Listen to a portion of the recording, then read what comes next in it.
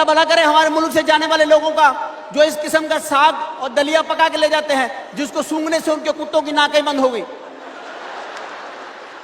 उन्होंने कहा दफा करो, उन्होंने कहा दफा करो। ये 200 रुपए के साग के लिए 5 लाख का कुत्ता कौन मरवाए? क्योंकि वहां कुत्ते की बड़ी वैल्यू है, और कुत्ते भी आम नहीं है, 22-22, 20-20 ग्रेड के कुत्ते हैं।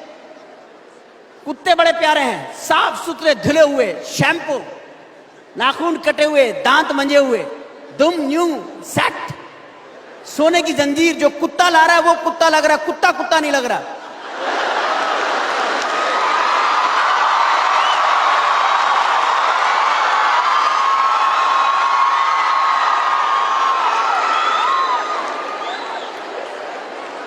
कुत्ता कुत्ता नहीं लग रहा। कुत्ता तो हमारे ही मुल्कों में कुत्ता होता है।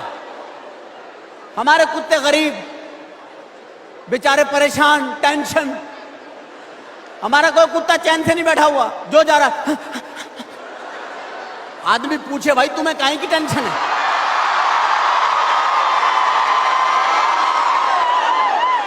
क्या होता है समझ नहीं आ रही है।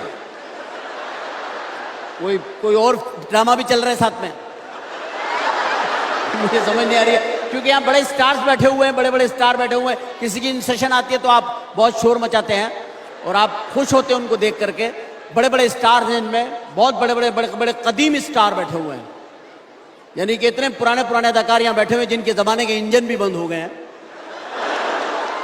तो मैं अर्ज ये कर रहा था कि हम डॉग्स के ऊपर बात कर रहे थे कि हमारे कुत्ते तो हैं गरीब से कुत्ते, हमारे कुत्तों की कोई वैल्यू भी नहीं। बेचारे बारिश हुई तो नहा लिए, वरना नहा भी नहीं सकते। कुत्तों के साथ हो भी तो गलत रहा है। कुत्ते बैठे हुए हैं रेड़ी के नीचे, वो बंदा खाना खा रहा है, उसने बिला वजह उसको लात मार दी। कुत्ता मुड़ के देख रहा है कि कुत्ता मैं हूं, हरकत ये कर रहा है, ये क्या है? इसी तरीके से अगर आप देखें तो जमाना चलते चलते आगे चलता है, और जमाना चलते चलते बताता है कि वो कहां पहुंच गया। टेलीविजन ने बहुत तरक्की कर ली, इतनी तरक्की कर ली कि अब टेलीविजन की सीरियल इतने पॉपुलर हैं कि लोग अब उनकी वजह से अपनी तकरीबात मंसूख कर देते हैं। हमारे देश में, हमारे मुल्क में, पाकिस्तान में बहुत सारे ड्रामे पॉपुलर हैं। एक ड्रामा मुझे बड़ा पसंद है, सास भी कभी बहू थी। सास भी कभी बहू थी। एक सास ने देखा कि उसकी बहू के कमरे से एक आदमी निकला, दीवार फैलांगी और भाग गया। सास ने देखा, कुछ नहीं बोली, क्योंकि सास भी कभी बहू थी।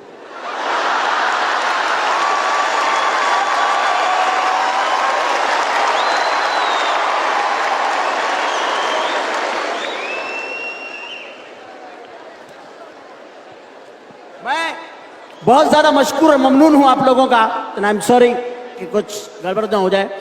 मैं आप लोगों का बड़ा मशकूर और ममनून हूं कि आप हमें पसंद फरमाते हैं, हमें देखते हैं, हमें प्यार करते हैं।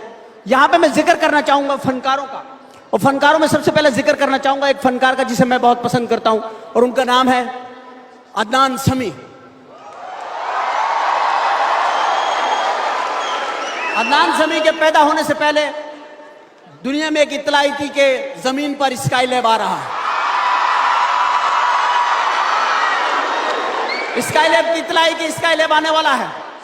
ये जब पैदा हुए और इन्हें नर्स की गोद में दिया, गोद में से गिर गए, जमीन पे गिरे, जमीन पे गड़ा हो गया। उसके बाद इन्हें कभी भी दूध जो है वो फीडर से नहीं पिलाया गया, हमेशा ड्रम के ऊपर निपिल लगा के पिलाया। इन्होंने